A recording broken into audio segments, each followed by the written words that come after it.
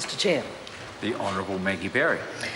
Thank you, Mr Chair. Tonight I thought I would talk about some of the outstanding developments that have occurred in the conservation portfolio and the gains and achievements made for the natural environment in this country. The first one to talk about is one that cost about $13 million, and we called it Battle for Our Birds. This was a particularly important thing to do because it was essential. Every 10 or 12 years you get a thing called the beech mast, where beech trees, particularly in the South Island, will seed in extraordinary quantities. Something like 1 million tonnes of seed was due to be dropped, which means, of course, that you get predators who make a lot of bounty out of this. There were estimated to be something like 25 million extra rats, a plague of rats indeed, and with them come the mice and the stoats. So with this threat, veritably a plague, we decided to intervene. Controversially, we used 1080 aerial drops, which many people do not approve of, but the Commissioner for the Environment, who's independent, has done 2 particular studies which have shown that aerial 1080 drops are the best weapon that we have these days in trying to ensure that we don't let vast areas of New Zealand turn to waste and be overrun with predators. The trouble with New Zealand is you can have too much of a good thing, and it is such a good environment and such a good place for creatures and plants to grow that some get too good. So the 1080 poison drop was entirely successful in that we were able to knock back the predator numbers to the point that, for example, in the Kahurangi National Park, rats were down to near 0 levels. What this means effectively is that something like 16 species of birds that would otherwise, experts tell us, have been made extinct by this plague of rats and stoats and possums as well, actually, were then able to be saved. So we did that for about 8 months, and it was an extremely successful outcome. 1080 works well in areas where you are unable to do traditional forms of trapping, where hunters and others can't get in. These are very extreme terrains, and really it was an essential thing and highly successful. We're doing the measurements of it at the moment. The whio, the blue duck, had its most successful breeding program in 11 years. There are now great numbers of them. The mohua and the dart and the rootburn has now gone beyond being endangered and is breeding in great numbers. So the battle for our birds over 600,000 hectares of land was a very successful outcome, and DOC will continue to monitor it. We need to be vigilant. Kauri dieback is one of the things that, as the incoming Minister of Conservation, I was very concerned about. In last year's budget, $26.5 million was allocated to fight this pernicious disease. We don't know what causes it. It's a sort of a taxon, a poison that is soil-borne. It's carried in water. We don't know how it came to New Zealand. We think it was probably here over a very long period of time, maybe around 50 years or so. So it's a very slow killer. It only affects Agathis australis, our native kauri tree, and it is incurable. So once a tree is infected, that's the end of it. So the money was only due to be starting to be spent in July of this year, at the beginning of the financial year, but I felt such was the urgency of the situation, we needed to bring that forward. So we have done planning now and are about to execute those plans to have 100 extra kilometres of paths upgraded. That means either in a boardwalk, which is about 5 kilometres worth, or done with gravel. So that stops the soil from spreading, and that's the way that this kauri dieback disease spreads. We also have 300 new cleaning stations. These are the kinds of things that we need as a government to involve the population in, because only by winning hearts and minds and engaging with the public are we able to fight this disease, because we need everybody's cooperation.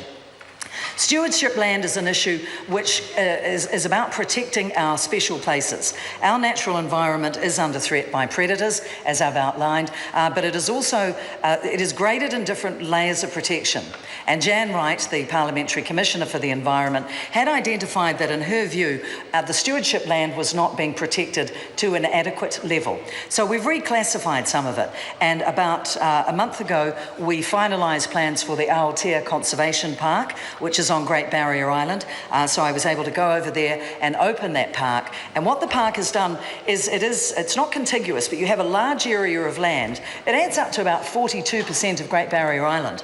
And this area of land is in one particular place, and then it has about 8 or 9 other parts that are also under that umbrella protection of a conservation park, which affords it a greater level of protection than we would have otherwise been able to do with stewardship land. We are about to do the same with Mount Aspiring. Mr. Chair. Just before I give the Minister the supplementary call, I'll just get her to sit down for a second. And I know there are a lot of members in the House who weren't here this afternoon, but just want to remind members that it is a financial review debate and members must at least give a passing reference to either a report of Select Committee on the financial review or the estimates for the year in question, which is not this year but the previous year. Passing reference is fine, but Maggie Barry. Thank you. Well, the costings when it comes to healthy parks and healthy people haven't yet been done. But what we have been availing ourselves of, and why reinvent the wheel in a country like New Zealand?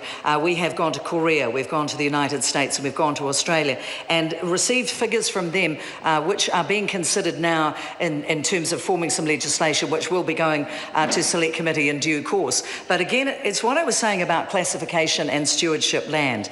The costs of putting a park together are many and varied. I suppose you could look at it and say some things are priceless, and certainly when it comes to the reclassification of stewardship land, the degree of work that was done by our officials, teased out in a Select Committee environment, funds were allocated from within baseline with the Department of Conservation. We were then able to go ahead with the Aotea Conservation Park. When it comes to the concept of healthy parks, healthy people, we're looking to broaden it out. I've spoken already with my colleague, the Minister of Health, Dr. Jonathan Coleman, about taking some funds from Vote Health, taking some funds from the disability sector, from conservation, from education, because what we want to do is take a holistic approach, which is what some of these other countries have done, to trying to combat such difficult issues as obesity, as getting children out from away from their computers and into parks, and by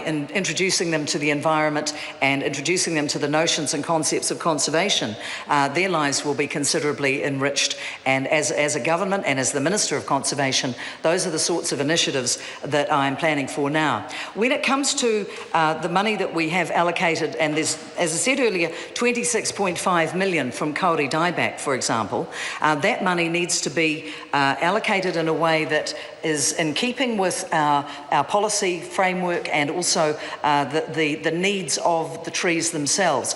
Often you need to be responsive to what's happening around you in the environment, and the progression of something like Kauri dieback disease means that the reprioritisation of the monies that we were intending to spend, and probably they would have been earlier in the coming summer, we're not now able to do, because we do need to move more quickly and respond in a way that isn't predetermined, but it is determined by the way that this disease has spread. So for the $26.5 million, for example, about a third of that is going to be put into paths and broadwalks, about another third of that is going to be put into the teams of people who will be really delivering the services and the things that we need to do to inform the public, and it's public education, as I said, and the rest of it is going to be using that money for science-based information, so that we will be able to work out what causes the disease. It's very important, I think, that we don't go past evidence base,